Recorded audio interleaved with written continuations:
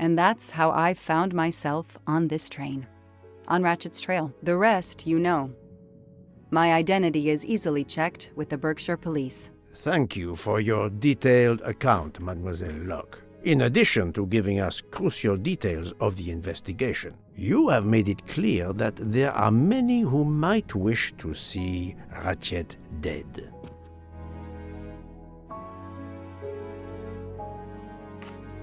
I know you are innocent. Your forthright testimony and your movements, or lack of them, last night eliminate you from our list of suspects. I agree, without a doubt.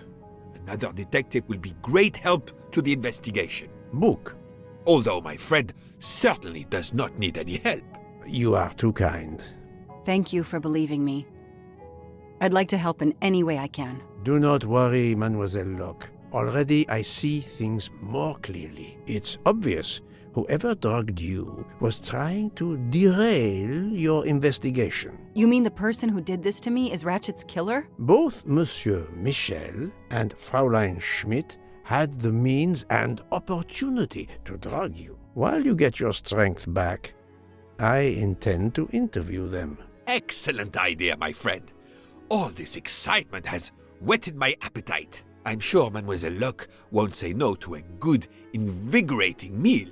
What? No. I want to hear what the conductor and Fräulein Schmidt have to say for themselves. It is my duty to ensure the well-being of the passengers. If Dr. Constantine has no objection, I will escort you to the restaurant car. On the contrary, some food will do her the greatest good. Well, I'm still a little shaky. Mr. Poirot, will you please keep me informed about what you learn? You may be certain of it.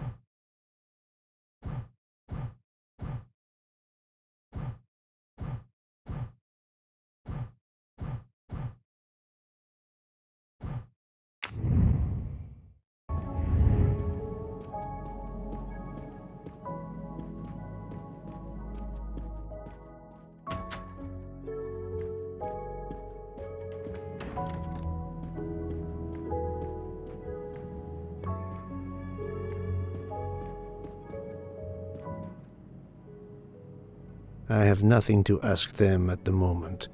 I should leave them alone.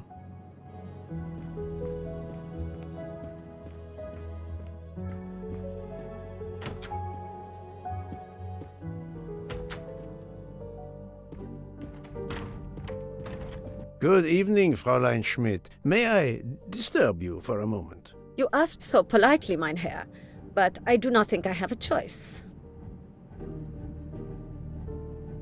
I wanted to let you know that your roommate, Mademoiselle Locke, is awake. Ah, yes, I'm glad to hear that. I was worried about her.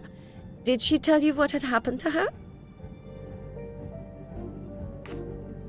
Unfortunately, she doesn't remember much, but we found a residue of a sleeping pill in her cup of tea. Since you two were alone together in your room when she drank it, Who else but you could have dragged her? Must I point out I do not make the tea on this train? You should question the conductor or the kitchen staff.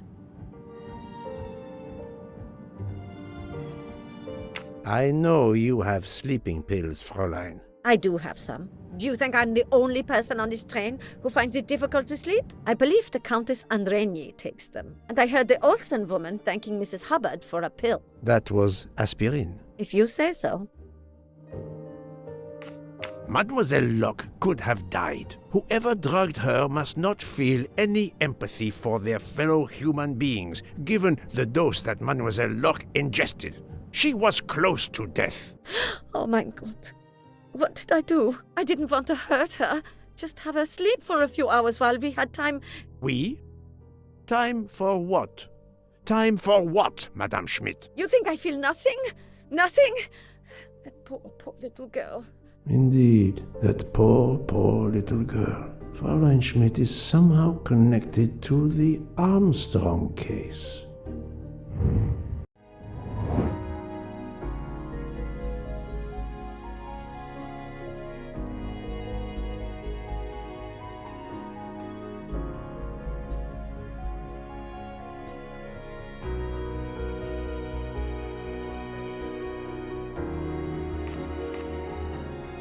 I must admit I'm not right this time.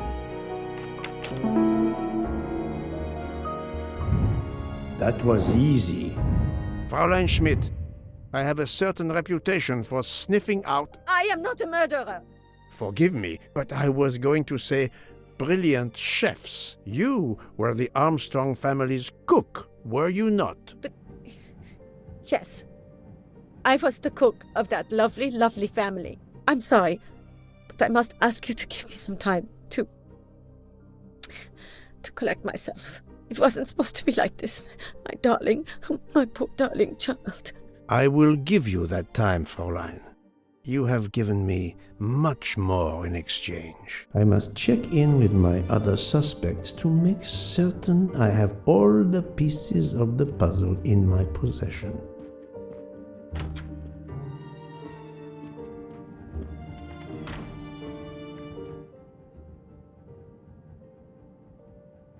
Can I get you something, Monsieur Poirot?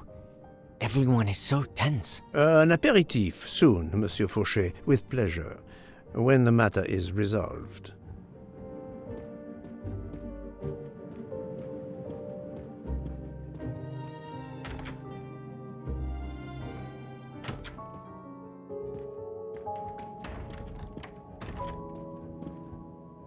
You're right, Mr. Bouc. This dessert is delicious. I'm glad we didn't wait for dinner. I promise the entrée will be superb as well. Detective Locke, you are recovering well, I see. Yes, I should be helping with the investigation. Do you know who drugged me? It is early yet for conclusions. When I return, then we shall see. Do not worry, Poirot. She is in good hands. Hotaru, Freya, and yours truly are looking after her.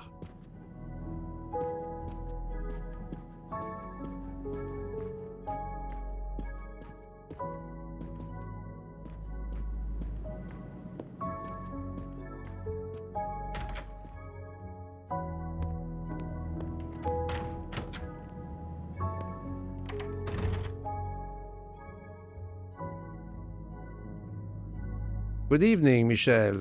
Am I bothering you? You seem stressed. With everything that's going on, I must admit it's difficult to be relaxed. Of course, I understand. Especially since we know that Detective Locke's tea was drugged before it was served to her. Detective? Come now, Michel.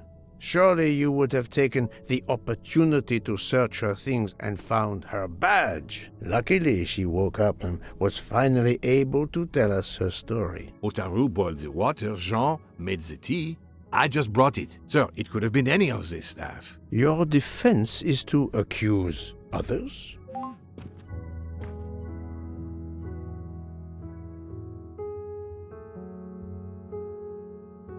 You have a network connection? No, unfortunately. It's just an automatic reminder to pay my rent. I always forget, and my landlord complains. Pierre Michel had to be involved in the murder. The drugged tea, his post at the end of the hall, and now I know why I know more than one of those people on the screen.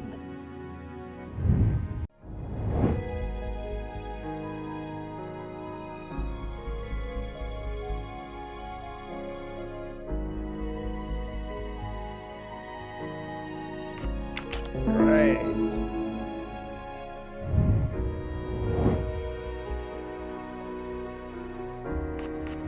Good.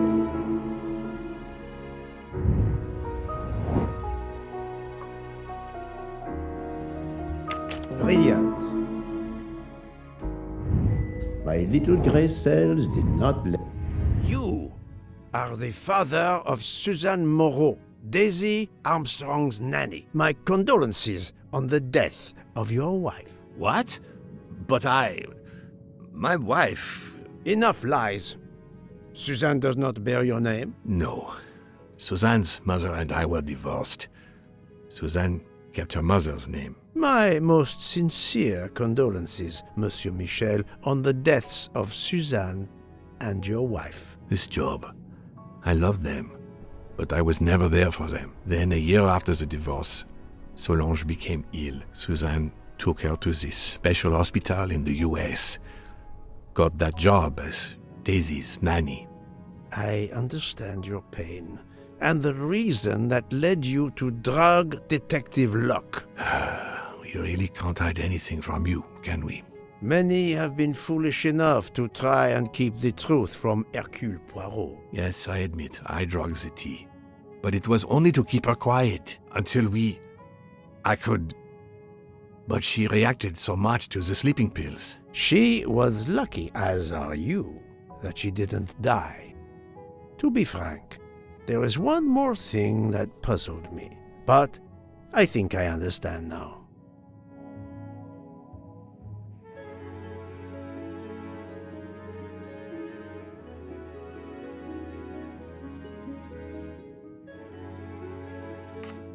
Monsieur Hardman was Suzanne's fiancé. Huh. I have the impression my whole life to you is an open book. Yes, Cyrus was my daughter's fiancé. I almost consider Cyrus as my own son. Of course, much more is clear now. I have been patient long enough. It is time to go and see what all the commotion is next door.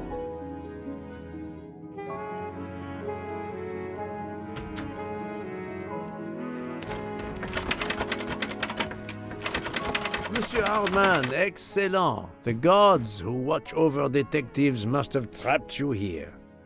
Why didn't they watch over me?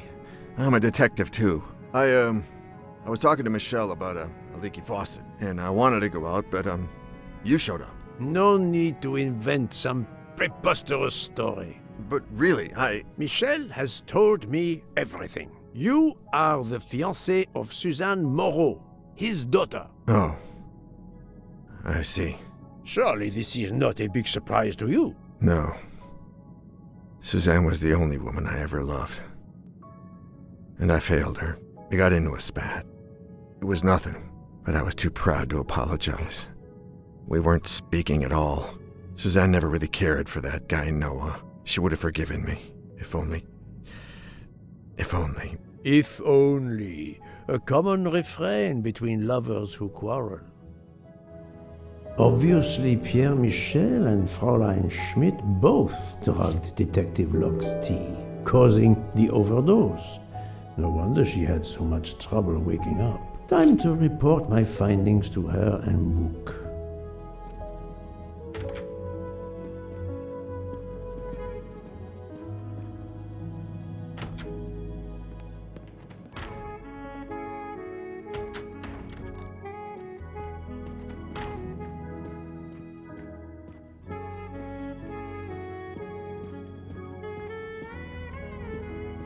So, my friend, tell me, you have something new? Mademoiselle Locke, I know who drugged you.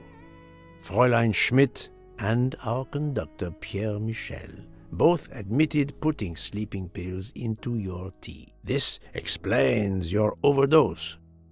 They are relieved you are recovering. Michel drugged a passenger? On behalf of the company, I offer my apologies to you, Mademoiselle Locke. Michel will answer for this outrage. Both of them? I was pretty sure about Fräulein Schmidt, but I admit that I did not suspect the conductor. Mademoiselle Locke, I know who did this. Michel. Both of them?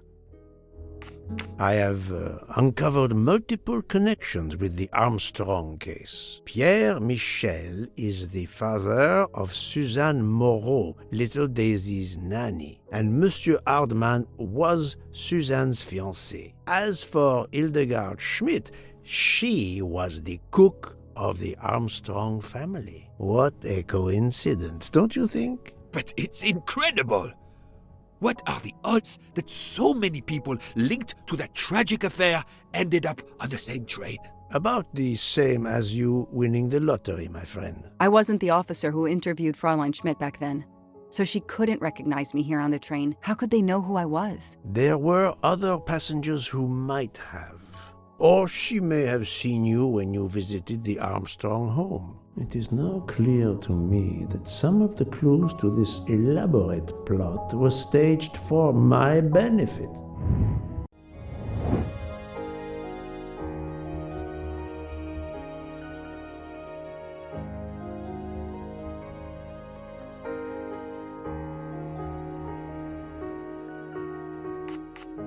I do not think that's the right answer.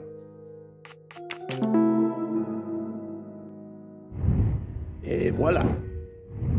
Some clues and information collected so far could lead to a hypothesis.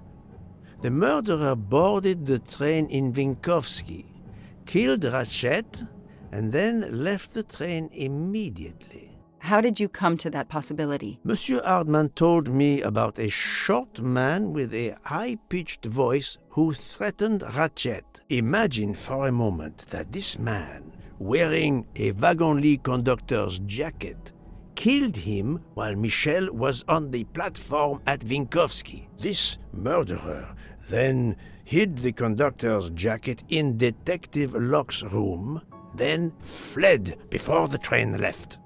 Why choose Detective Locke's room? Why, indeed. Let me re-explain from the beginning.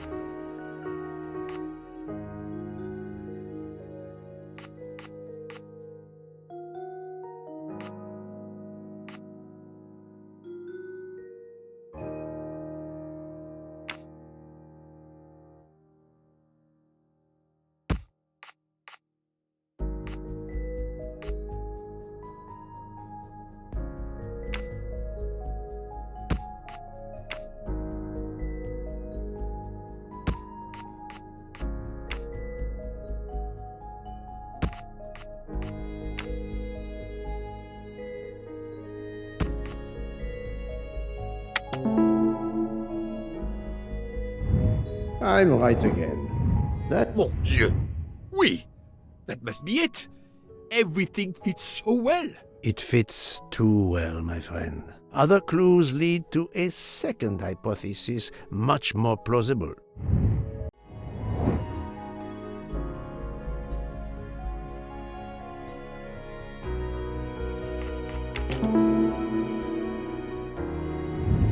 That's the right answer.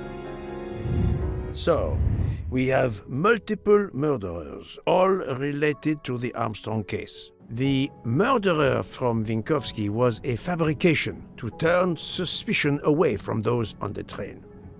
They expected the investigation to be led by some small-town official who could easily be misled. Mr. Poirot? Detective Locke, forgive me.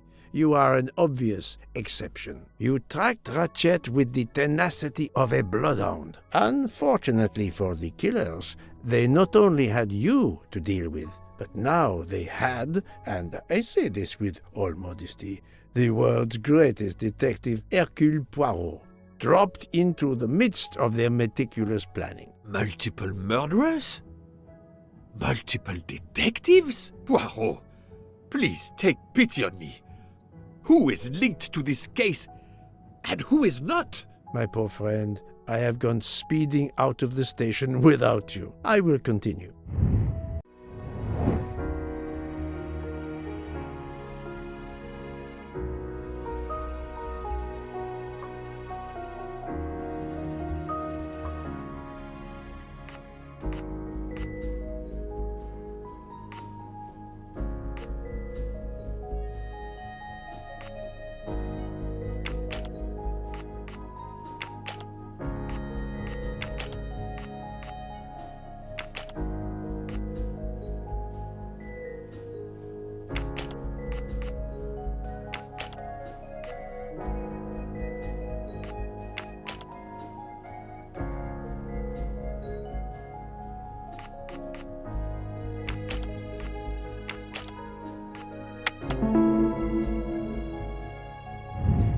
That was easy.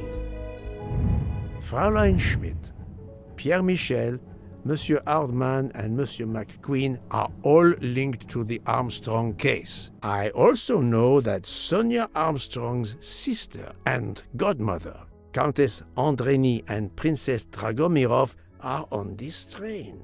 And finally, Detective Locke discovered that Mr. Foscarelli was the Armstrong chauffeur. If we add Detective Locke and Ratchet, of the 12 passengers in that coach, 9 have a connection with the Armstrong case. What next, Poirot?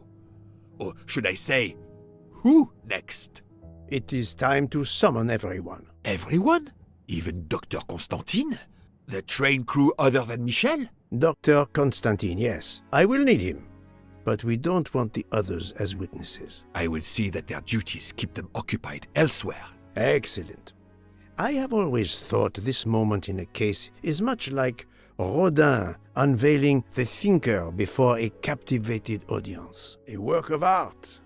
Have you not felt that way, Detective? No, Mr. Poirot. I'm happy just to slap the cuffs on him. Well, there is some artistry in that as well, I suppose. Where would you like the unveiling, Poirot? The lounge? Perfect. Then I will gather all the passengers in the lounge.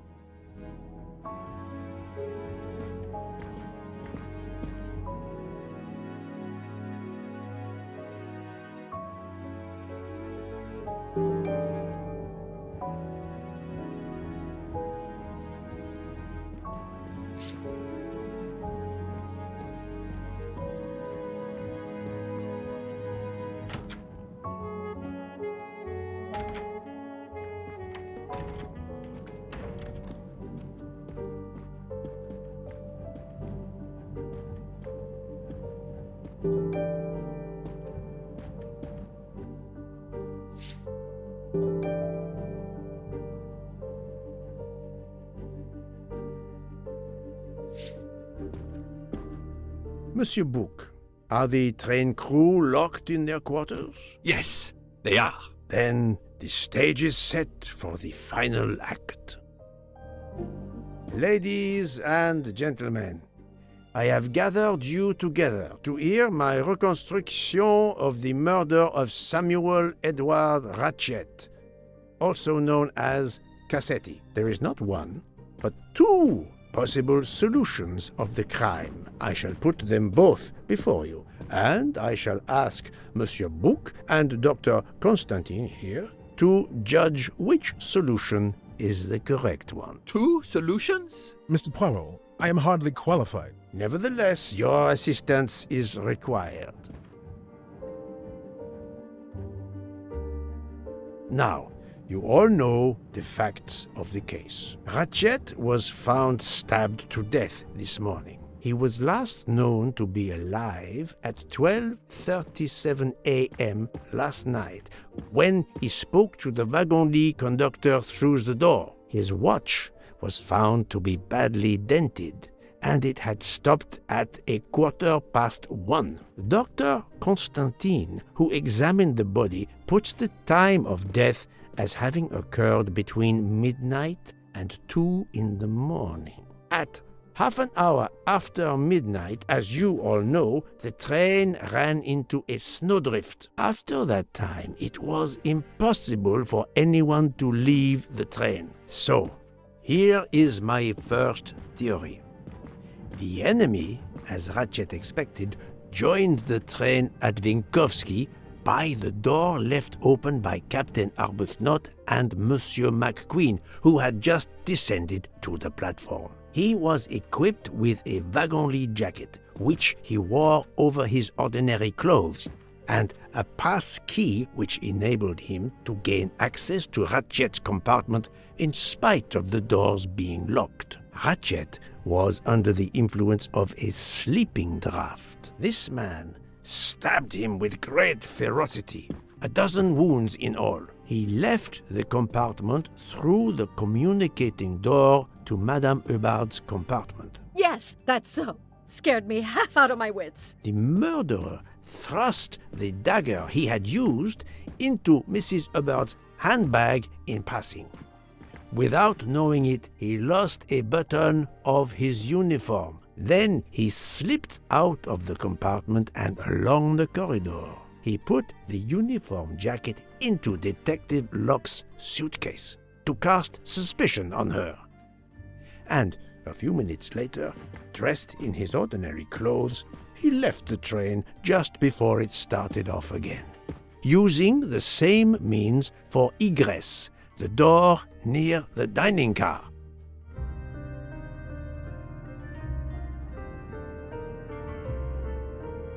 That is the first hypothesis. But there's a second. For that, we must examine the motive for the crime. Why was Ratchet killed? The motive is clear. Revenge, of course. Nothing was stolen, and we know that Ratchet had made many enemies. This was a premeditated crime, meticulously planned.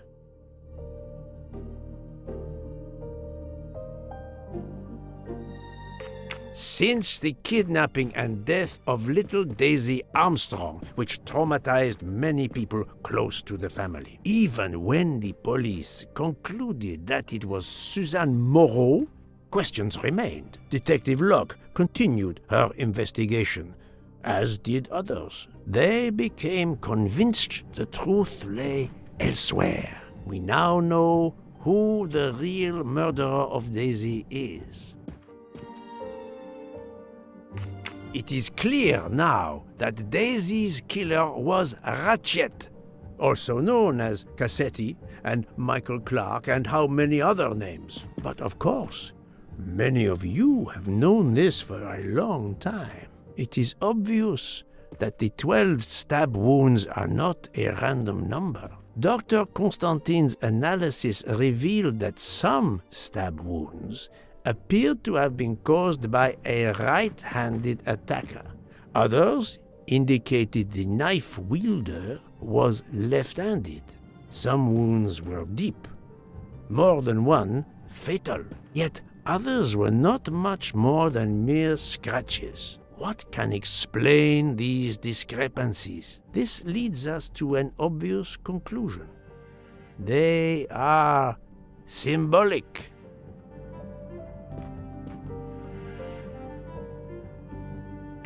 Come now, Poirot. Daisy was 3 years old. 12 stabs. 12!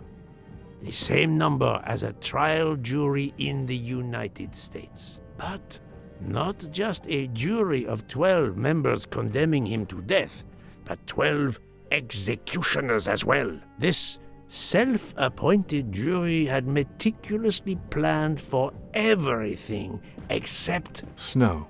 snow. The avalanche that stopped us. as well as the presence of not one but two detectives on the train. They had to improvise, to hastily add clues and false leads. This woman in a red kimono does not exist. I don't know which of the passengers it was. It does not really matter. It was just a performance, a charade to introduce another possible culprit to muddy the waters.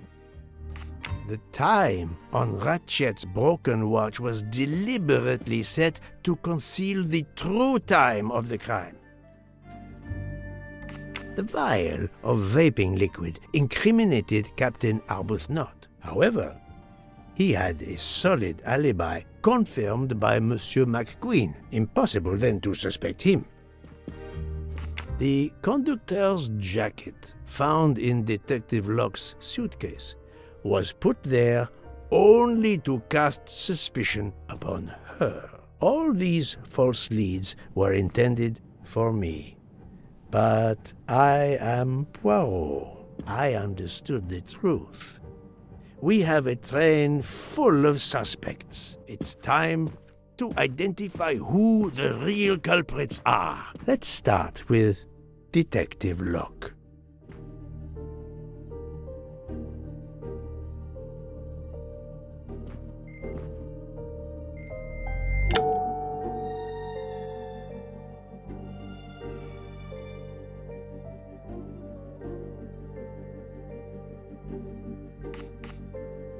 Planting the conductor's jacket in her suitcase was an attempt to implicate Detective Locke, but she couldn't fake her drugged condition. Dr. Constantine can testify that the drugged tea incapacitated her for hours, and she had 2 relapses. Let us move on to Monsieur McQueen. When I told him about Cassetti, he looked very surprised that I managed to make the connection between him and the Armstrong case. He told me, "But I thought we had..." I think he meant...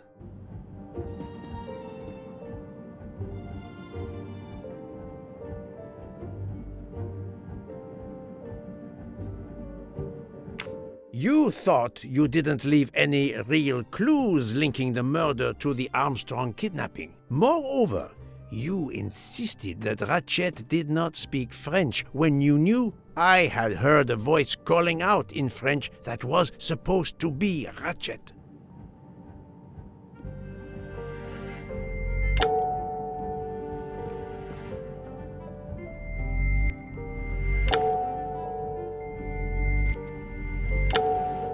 I do not think that's the right answer.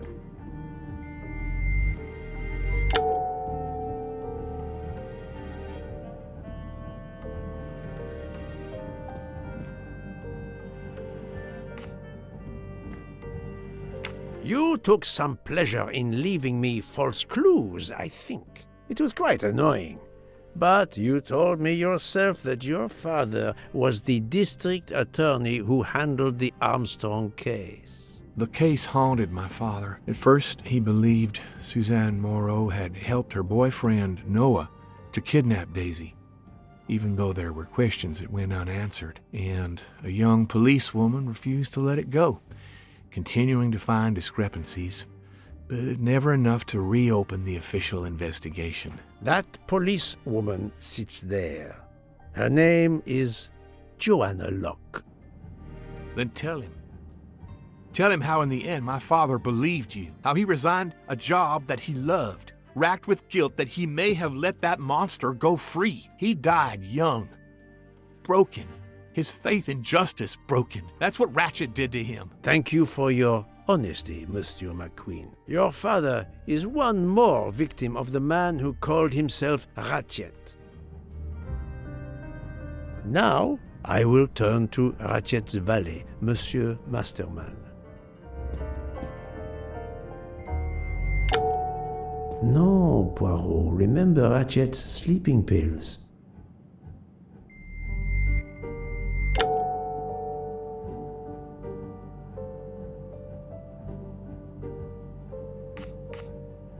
Ratchet sensed danger close to him and naturally wanted to stay awake. You gave him sleeping pills without his knowledge. Once he was sound asleep, you could do what you had to do in peace. Sir, I'll tell you the truth. I was Colonel Armstrong's adjutant in the war, sir, and afterwards, I was his valet in New York. I'm afraid I concealed the fact this morning. It was very wrong of me, sir, but I knew how suspicious it would look. Is that all you have to say? That's all, sir. Now, to leave no suspicious stone unturned, let us move on to Monsieur Bouc. What? Me? A suspicious stone?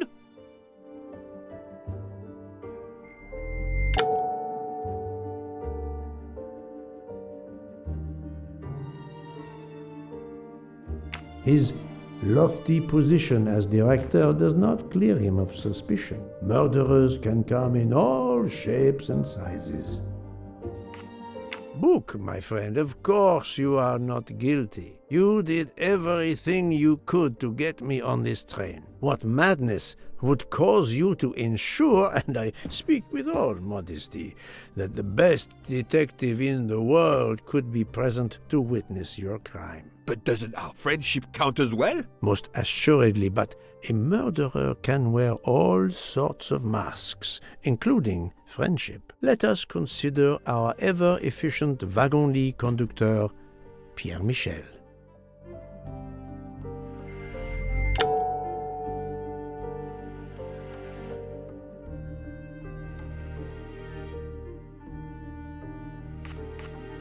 No, that is his motive. I need real, tangible proof. Your admission that you drugged Detective Locke immediately incriminates you. But the murder could not have been possible without your very capable assistance. Your knowledge of train procedures made the murder possible, and your position in the corridor of the train allowed you to be the perfect alibi for several passengers. And your motive? Suzanne Moreau, Daisy Armstrong's poor nanny, who was wrongly accused and committed suicide, was your daughter. C'est un foiré. He got what he deserved. My poor daughter has finally been avenged. My Suzanne. My child. Let's move on now to Monsieur Hardman, one of 3 detectives on this train.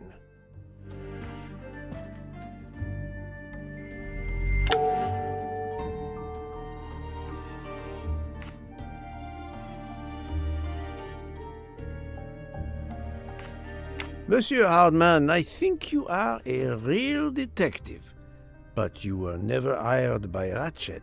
Your alibi was that you were watching the corridor to protect Ratchet, which, of course, you never did. You protected Pierre Michel.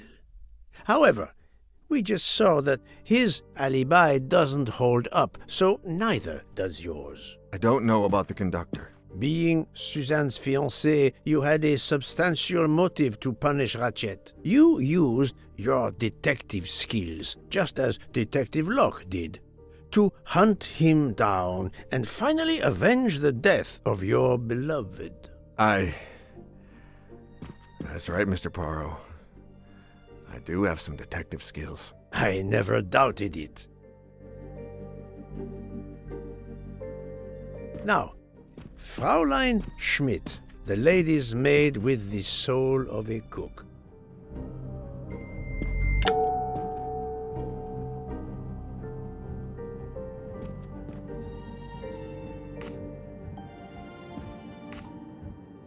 Although she tried to protect the princess when I presented her with the embroidered handkerchief, that's not evidence she committed murder. The mere fact she is the assistant of someone linked to the Armstrong affair is not enough proof she killed anyone. Fraulein Schmidt, you told me of your remorse for drugging Detective Locke. I believe you are sincere. However, As the cook of the Armstrong family, you experienced the drama from within. The death of Daisy, then Sonia Armstrong, who died in childbirth, and finally, Suzanne and John Armstrong. So much misfortune in that poor family. The death of this criminal is only justice. Let us move on to Countess Andreny. I was impressed by the earnestness of her husband when he swore to me solemnly on his honor that his wife never left her compartment that night. Should I believe it? Even if it seems logical, it's more complicated than that. I believe Countess Andreny.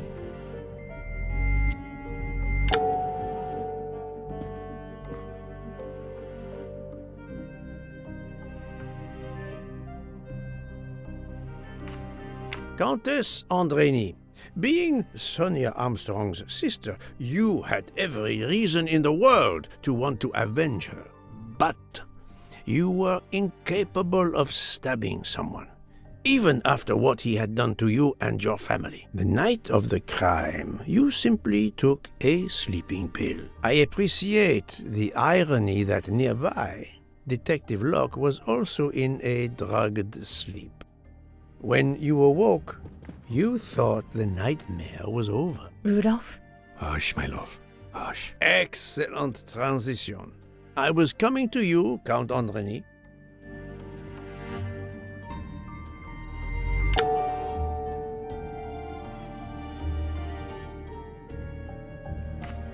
"12 people, a jury.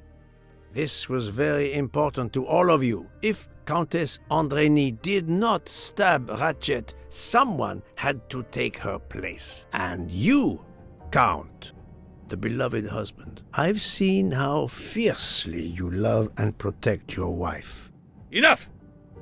I would do anything for Helena. Anything. Even that. Yes, even that. Let's move on to Monsieur Foscarelli.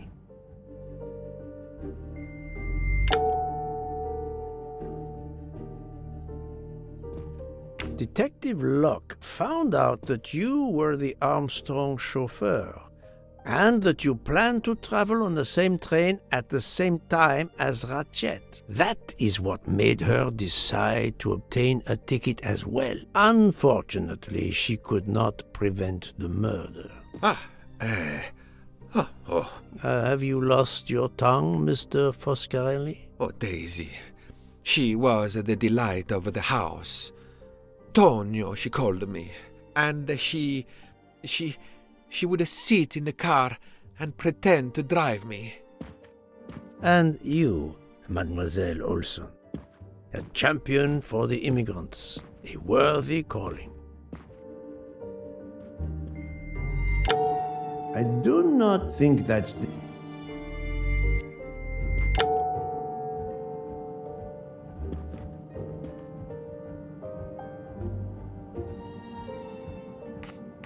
Mademoiselle Olson, you supported Madame Hubbard's story about her connecting door latch, a story that I later demonstrated to be impossible. So, you deliberately lied to me, and you also lied about Mademoiselle Debenham's whereabouts.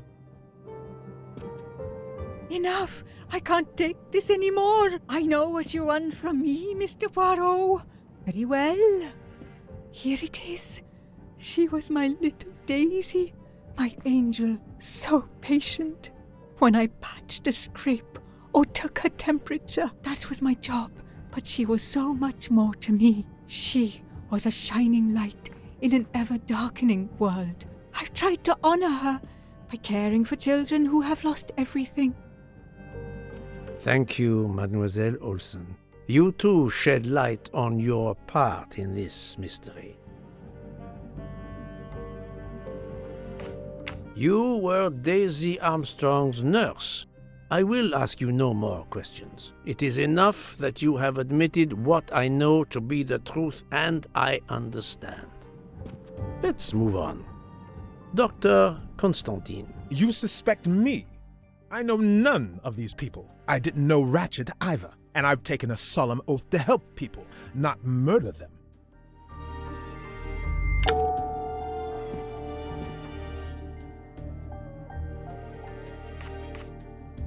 Dr. Constantine was certainly helpful to my investigation, but that does not prove he is innocent. It's true that doctors take the Hippocratic Oath, but that is not enough to exonerate Dr. Constantine. You are one of the few people in this room not to have any connection with the Armstrong case. Moreover, your alibi is confirmed by Monsieur Bouc, whom I would trust with my life. That is very kindly said, my friend. We now come to Mademoiselle Debenham and Captain Arbuthnot, whose relationship was not in doubt from the moment I inspected your room at the hotel.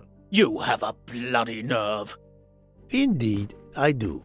We're getting married. Congratulations, but I would rather talk about your relationship to John Armstrong.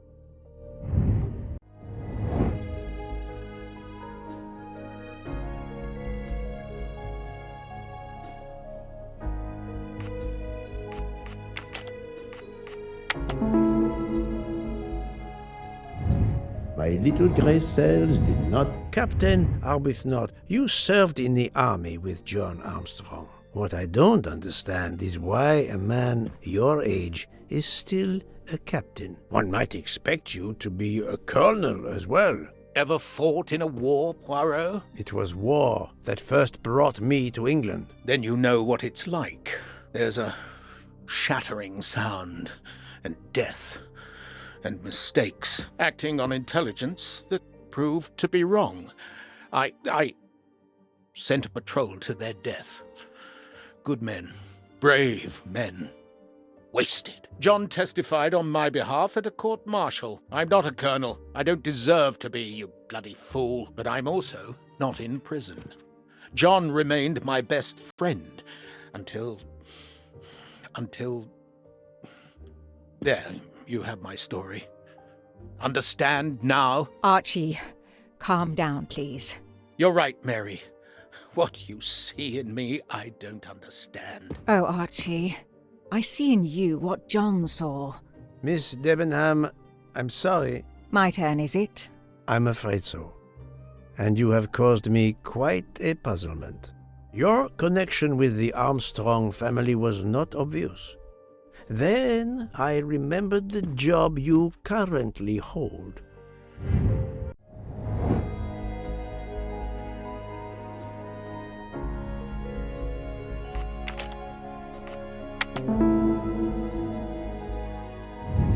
Et voilà. You were the teacher of... No, she was the teacher of Countess Andrény.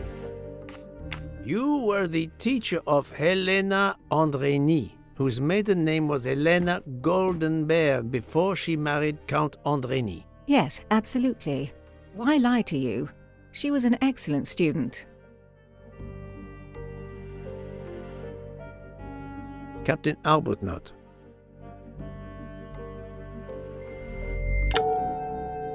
No, Poirot. Unlike the train, you are on the wrong track.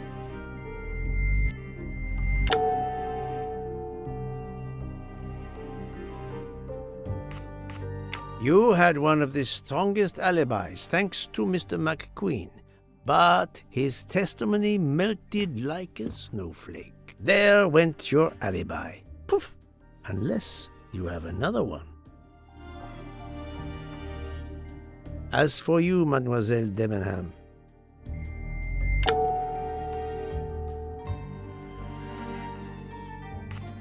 Mademoiselle Olsen was the only one who could confirm your alibi. I think you know where you stand. Very good, Mr. Poirot.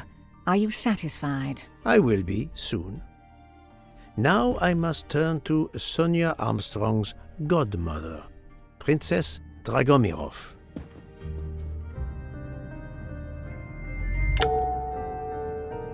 Princess Dragomirov, you weren't on my list of suspects at the start, given your social position. I left my social position in a cold country. Do you object to being addressed as Princess? I deny people the opportunity. It makes a good story to tell their friends. It also guarantees a good table in the best restaurants. Princess, there is also, forgive me, your extreme physical fragility. It does not stop me when I must be strong. Indeed. Of more importance, though, is the fact that you're the only left-handed person on the train. And the single blow to Ratchet from a left-handed person was very, forgive me, weak. Finally, I'm afraid I know the alibi that you shared with Fraulein Schmidt is false. You have been very thorough, sir.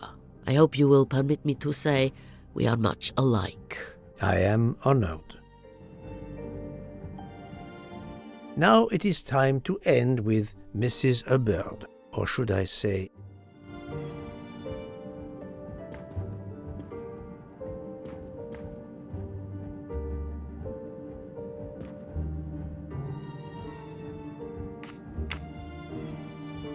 think, Poirot. That is not a good answer. Linda Arden.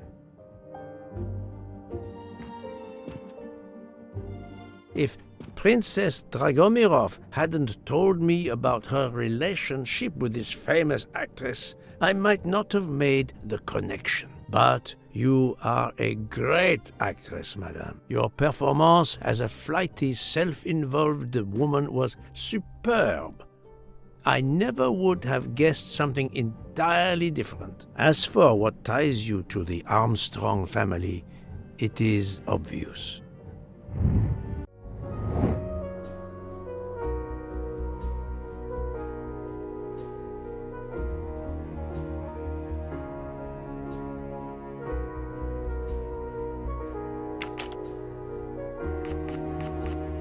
No, not good.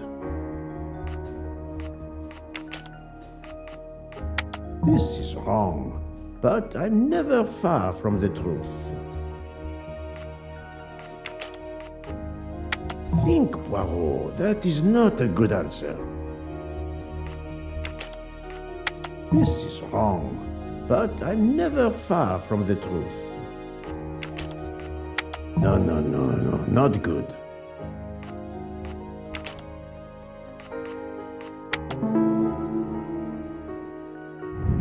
My little gray cells did not. Mrs. Hubbard, you are the mother of Sonia Armstrong and Mrs. Andreni.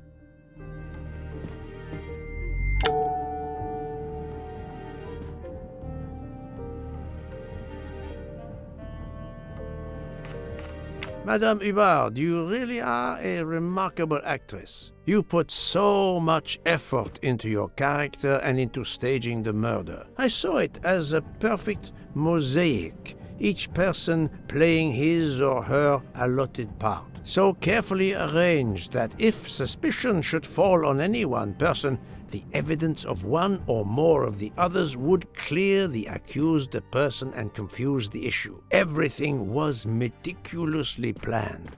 But you hadn't expected that Detective Locke and I would be on this train, and the avalanche would block it on the night of the murder. You had to improvise.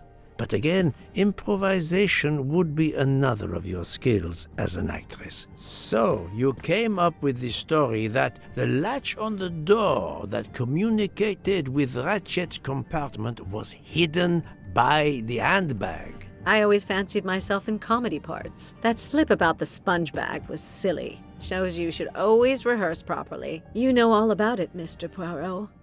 You're a very wonderful man, but even you can't quite imagine what it was like. That awful day, I was just crazy with grief. So were the servants. We decided then and there that the sentence of death that Ratchet had escaped had got to be carried out. There were 12 of us. Or rather 11.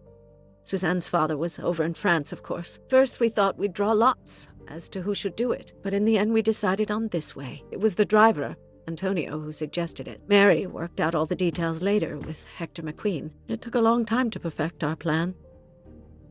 We first had to track Ratchet down. Hardman managed that in the end. Then we had to try and get Edward and Hector into his employment. Well, we managed that. Then we had a consultation with Suzanne's father. Captain Arbuthnot was very keen on having 12 of us. He seemed to think it made it more orderly. He didn't like the stabbing idea much. But he agreed that it did solve most of our difficulties. Well, Suzanne's father was willing. Suzanne had been his only child. We knew from Hector that Ratchet would be coming back from the east sooner or later by the Orient Express. With Pierre Michel actually working on that train, the chance was too good to be missed. My daughter's husband had to know, of course, and he insisted on coming on the train with her. Hector wrangled it so that Ratchet selected the right day for traveling when Michel would be on duty. And then, at the last minute, you came. For the rest of the story, you worked out everything, Mr. Poirot. You were right about all of us. What are you going to do about it? If it must all come out, can't you lay the blame upon me, and me only? I would have stabbed that man 12 times willingly. It wasn't only that he was responsible for my daughter's death, and her child's, and that of the other child who might have been alive and happy now. It was more than that. There had been other children kidnapped before Daisy, and there might be others in the future. Society had condemned him. We were only carrying out the sentence, but it's unnecessary to bring all these others into it, all these good, faithful souls. You are a director of the company, Monsieur Bouc. What do you say?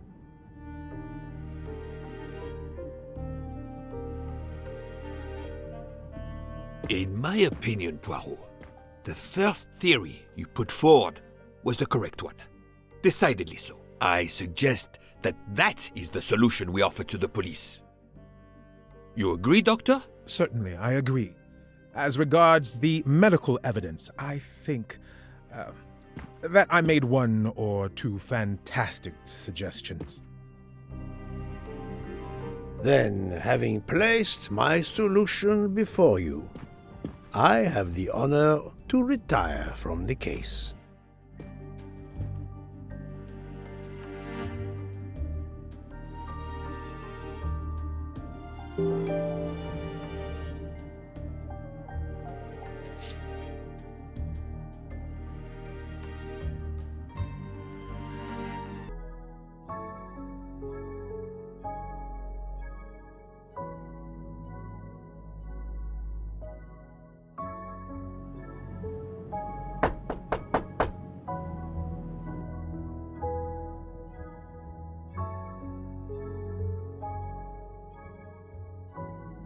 I'm sorry to wake you up in the middle of the night, Poirot, but it couldn't wait. There was a detail that bothered me in my preliminary autopsy of Ratchet's body. I went back to examine the body and I discovered a wound covered by another. The blow I hadn't seen was delivered by a thinner, sharper blade. So there were not 12, but 13 stab wounds. 12 stabs for 12 jurors. It doesn't work with 13 wounds. The symmetry is destroyed. It can't be one of the culprits who stabbed him twice? Doctor, a different knife was used. There is only one explanation.